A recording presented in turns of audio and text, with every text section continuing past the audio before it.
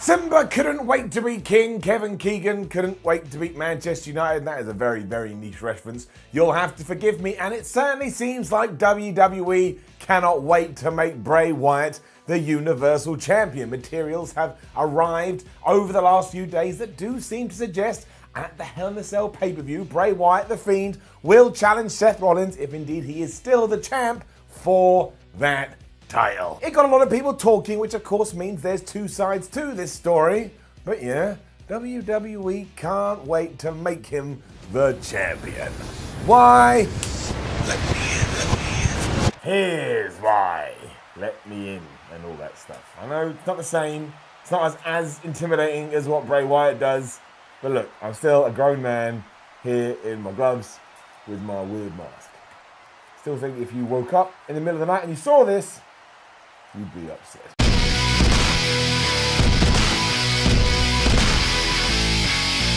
I'm going to start this video by being a bit controversial and say, I actually think I agree with WWE, and I know I'm such a dick, I'm a bald-headed asshole, that's what the comments are there for. But it moves so far away from all the mistakes that WWE did indeed make with version 1 of Bray Wyatt, and let's not pretend that we don't worry about that, because we absolutely do. We do not want to fall back into those traps. One of the reasons that we've embraced this new Fiend persona as much as we have is because finally that's in the past, that is in the distance, we don't have to worry about it anymore, and maybe Bray Wyatt can reach the promised land, which, 2014? We thought he was going to get there, then he almost did, he was dragged down, and now that door's open again. We want to walk through it. He's the most popular person on the roster, even when he's not on the show, and that's why a small part of me thinks, let's give him the Universal title and make it clear to every single person that watches World Wrestling Entertainment, this is not the same guy you remember. He's brand new, he's gone through some kind of crazy change, but also we now consider him a top guy, and we're proving that to you by making him our Universal Champion. A long, lengthy title reign that is well thought out will do that, and it will put him in this upper echelon of stars. He will be like Roman Reigns, and let's face it, no one cares when Roman Reigns loses outside of the whole, oh my gosh, what does this mean for the person that's beating him? In terms of the character of the big dog, he's on Raw, he's on SmackDown, and we still consider him a main event player. That's where we need to get Bray Wyatt to, that no matter what happens, we'll still be behind him, because before, he was on that journey, then he kept getting punched in the face, and before long he was saying stuff but it didn't mean anything, because he'd have a feud and he'd lose. We can't have that again. There is the other side to this as well, which I totally forget, because for years now, WWE has been flagged as a company that jumps in too soon. I mean, take someone like Apollo Crews. He should have been down in NXT for far longer than he was. He should have been polished, so that when he did get called up to the main roster, he was able to fit in. It's the same with Nathan Jones, if you remember Nathan Jones. It's the same with Bobby Lashley, if you want to go back to the mid-2000s. All of this is a bit different because Bray isn't brand new, but taking your time, letting everybody breathe it in, especially when it doesn't need to be in that spot right now, is probably what's going to be better down the line. And really, you should always be thinking about the long term. You know, if you start a business, people will ask you, what is your 3 to 5 year plan? So when it comes to WWE, at the very minimum, they should have a 12-month plan. We know they don't have a 12-month plan, because most Mondays and Tuesday, Vince McMahon arrives and he just rips up the script, which means WWE doesn't even have a 10-minute plan. As well as this, there will be a natural point where the Bray Wyatt character does need something else. He'll need to go somewhere. And if then you can start pushing him towards the main event scene, that may keep his momentum going. Also, this is WWE, and if you give someone something too soon, the fans will revolt, because in 2019, as you know, we do live in this crazy world where presentation is important, but so are the booking team's actions. If that group of people get it wrong, it doesn't matter what's going on in the ring. It doesn't even matter if people like that wrestler. They will boo and they'll boo and they'll boo, even though they're booing someone that's behind a curtain. It's very confusing. If it feels like we're rushing the Fiend, that will translate to the audience. While I still do believe we get a pretty cool moment out of that, again, I understand, especially because he ain't going nowhere. Bray Wyatt doesn't seem to have any love for AEW or New Japan. He feels like a WWE guy. He could be there till 2030.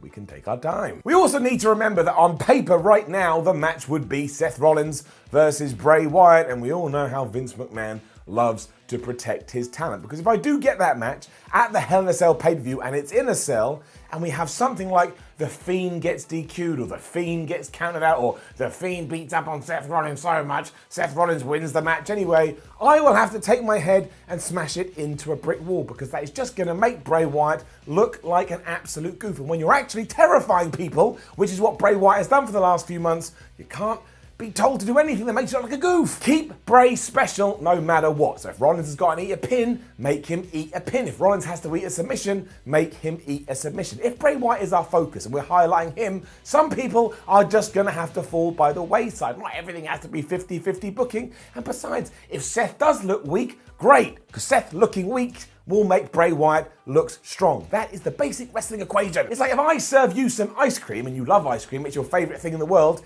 but then I take a massive crap over it, you're still gonna like the ice cream, but there is this huge hurdle, this huge obstacle you can now not get around. That is 50-50 booking in WWE summed up. I know it's a little bit disgusting, but I also think it creates a nice analogy. So while WWE may be desperate to move forward in this direction, maybe it does make a bit more sense to calm down and put him in a feud against, I don't know, Cesaro, Samoa Joe, Drew McIntyre, Kevin Owens, Sami Zayn. I know it screws with those people, and we like those too, and also the whole heel-face dynamic would be confusing. But once more, what are you going to do with Wyatt in the meantime? What are you going to do with him in the interim? If we're trying to get him all the momentum in the world, you are going to have to sacrifice some other people, and it's those type of guys who would make it work the best. It really does depend on how serious we are with this. If WWE doesn't just see him as a bit of a gimmick, I know the irony there, but you know what I mean, or a novelty act, and we actually want to turn him into a main eventer, then he's got to beat guys, and he's got to beat guys strong, and yes, eventually he is going to have to win titles.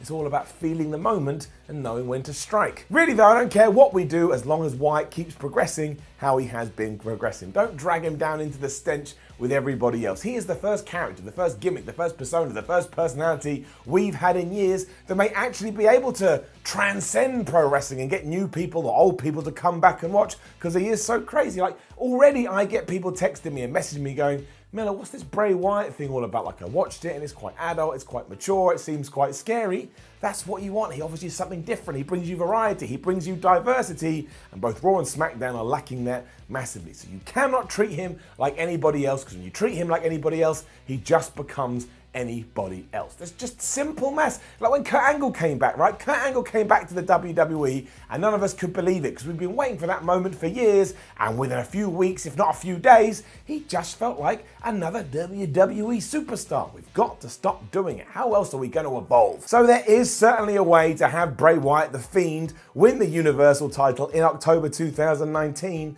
but you have to make sure you've planned it out. Or maybe just hold off till WrestleMania 36. I mean, what is bigger than a kind of brand new star winning a huge championship at the biggest show of the entire year? Again, WWE, if you think he's money, if you think he's going to make people watch, and you think he's going to explode, you can take your time.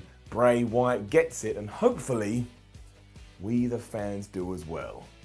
But it's a symbiotic relationship, and if you screw it up, we will throw our toys out the pram. You know this. We do it all the time. Now, don't forget to leave a comment below and let us know what you think about Bray Wyatt. When should he win the Universal Championship? Is he a character that even needs it? That was an argument that was put about The Undertaker for years. He was so special and so much of a phenom. Maybe he never needs a title. Like, share, and subscribe. Head over to WhatCulture.com and read yourself some articles. Follow What Culture on Twitter, WhatCulture WWE, and watch more videos here, right here, on What Culture Wrestling. My name is Simon from What Culture, and look, I'm going to stand by it. I'm not afraid to say it. I'll always look at both sides of the argument. That's what the Y series is all about. But yes, make him Universal Champion and give him a run of a year. And I know people read that and you'll comment going, well, that's stupid. WWE would never do that in 2019. Well, they should.